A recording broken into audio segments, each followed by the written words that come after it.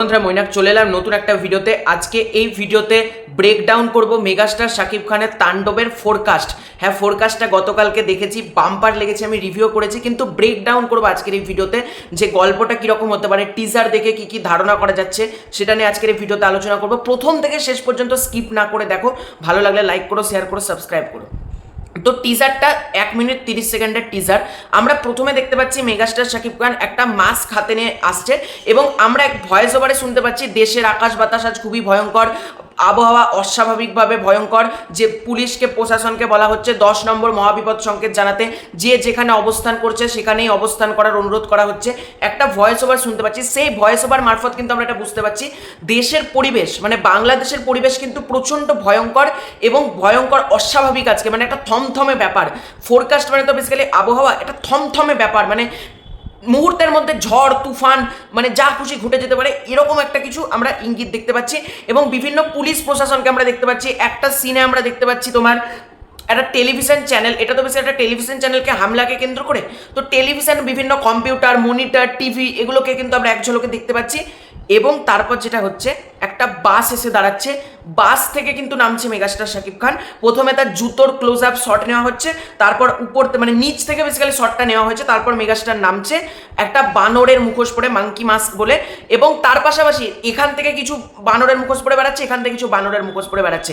Megastar Shakib খানের হয়তো একটা টিম রয়েছে যারা কিন্তু বানরের মুখোশটা তাদের হলো সাইন, মানে বিভিন্ন কোম্পানিতে বিভিন্ন রকম সাইন থাকে, বিভিন্ন গ্রুপের বিভিন্ন রকম সাইন থাকে, এইটা কিন্তু তাদেরকে মানে চেনার উপায়, তাণ্ডবের চেনার উপায় হলো বানরের মুখোশটা। তো এটা আমরা কিন্তু টিজার থেকে বুঝতে পারছি। এবং তারপর দেখতে পাচ্ছি মেগাস্টার একটা গায়ে হাতটা নাড়িয়ে নাড়িয়ে একবার নাচতে নাচতে ঢুকছে। অনেকে ভাবতে পারে মেগাস্টার শাকিব খান সাইকো, কিন্তু মেগাস্টার শাকিব খান আমার যেটা মনে হচ্ছে কোনো সাইকো ক্যারেক্টারই না। মেগাস্টার শাকিব খান সবার সামনে হয়তো সাইকো সেই চরিত্রটা দেখাচ্ছে, কিন্তু ভিতরে ভিতরে সে করাপশনের বিরুদ্ধে লড়াই করছে। তা না হঠাৎ করে কেন টেলিভিশন চ্যানেলে নিউজ চ্যানেলকে হামলা করলো, তার উপর কোনো টেলিভিশনে একটা টক শো চলাকালীন বা কোনো অনুষ্ঠান চলাকালীন কেন হামলা করলো? এখনকার দিনে আমরা দেখি আজকের দিনের মতো নিউজ চ্যানেল কিন্তু প্রচণ্ড মিথ্যে খবর রটায় টিআরপির জন্য, বা মানুষকে বোকা বানায়, মানুষের সাথে মানে মিথ্যে মিথ্যে টিআরপির জন্য যা খুশি করে নিউজ চ্যানেল। এবং বিভিন্ন পলিটিক্সকে নিয়ে টেলিভিশন চ্যানেল লুকিয়ে রাখে পলিটিক্সের ভেতর অন্ধ, এবং সাধারণ মানুষকে যেরকমভাবে বোকা বানায় সেটার এগেনস্টে হয়তো লড়ছে মেগাস্টার শাকিব খান। তারপর আমরা শটে দেখতে পাই মেগাস্টার শাকিব খান বানরের মুখোশ পরে একজনকে গুলি করে দিচ্ছে। এটা সম্ভবত যাকে গুলি করছে তিনি একজন পলিটিশিয়ান, আমার যেটা মনে হচ্ছে তিনি একজন পলিটিশিয়ান। এরপর আমরা যেটা দেখতে পাচ্ছি মেগাস্টার শাকিব, তারপর দু একটা অ্যাকশন সিকোয়েন্স রয়েছে, মানে বন্দুক নিয়ে নর্মাল SWAT টিম আসছে, এরকম তো দেখানো হয়েছে, এগুলো আমরা দেখলাম। তারপর দেখতে পাচ্ছি এটা ভল্ট। এবার তোমরা বলতে পারো ভল্ট কি করে এলো নিউজ চ্যানেলের ভেতর? সম্ভবত এটা কোনো নিউজ চ্যানেলের দৃশ্যই না।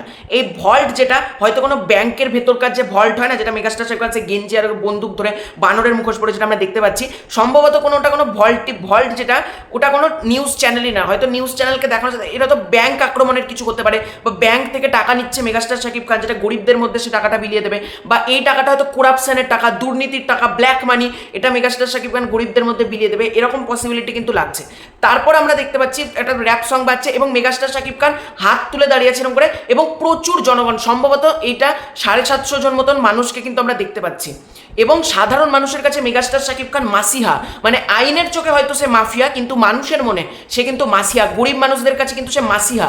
সে যেরকমভাবে হাতটা তুলছে এবং মানে জনতার রক্ষক, জনতার প্রতিনিধি, এখানে কিন্তু মেগাস্টার শাকিব খান যেটা মনে হচ্ছে যে সবাই হাত নাড়াচ্ছে মেগাস্টার শাকিব খানকে দেখে, এবং জনতা ভীষণ খুশি মেগাস্টার শাকিব খানের উপর।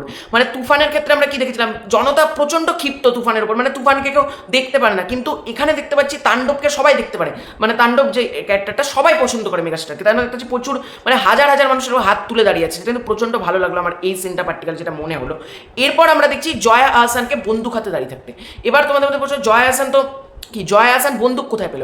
জয়া আহসান কিন্তু একজন সাংবাদিক, সে কোনো ইনভেস্টিগেশন অফিসার না, সে ওই নিউজ চ্যানেলে কাজ করে। হয়তো সে মেগাস্টার শাকিব খানকে ভয় করে হয়তো আশপাশে পড়ে থাকা কোনো বন্দুক বা SWAT টিমের কাছ থেকে কোনো বন্দুক নিয়ে সে তাক করছে শাকিব খানের দিকে, যাতে সে আত্মরক্ষা করতে পারে, এরকম একটা অ্যাঙ্গেল কিন্তু থাকতে পারে।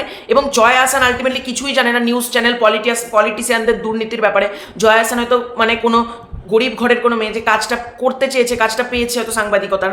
তারপর এবং মেগাস্টার শাকিব খান যখন বোঝাবে, হয়তো জয়া আহসান আর মেগাস্টার শাকিব খান একত্রিত হয়ে হয়তো লড়াই করতে পারে, এরকম আমার মনে হচ্ছে অ্যাঙ্গেলটা। এবং এটা বেসিক্যালি একটা গল্প হতে পারে, সাধারণ মানুষরা মেগাস্টারকে ভগবানের স্বরূপ দেখছে, মেগাস্টারকে মাসিয়া মনে করছে, কিন্তু আমরা আলটিমেটলি দেখছি আইন তাকে থামাতে চাইছে, কারণ আইনের আমরা জানি পুলিশ থেকে শুরু করে সবাই কিন্তু আজকে দুর্নীতির আওতায়, মানে দুর্নীতি করতে চায়, এরকম কিছু একটা অ্যাঙ্গেল হতে পারে। তো এটাই ছিল আমার টিজার ব্রেকডাউন নিয়ে মতামত। তোমাদের টিজার ব্রেকডাউনটা কেমন লাগলো কমেন্ট করে জানিও। খুব শীঘ্রই আছে নতুন করে ভিডিও, তৎক্ষণ পাই।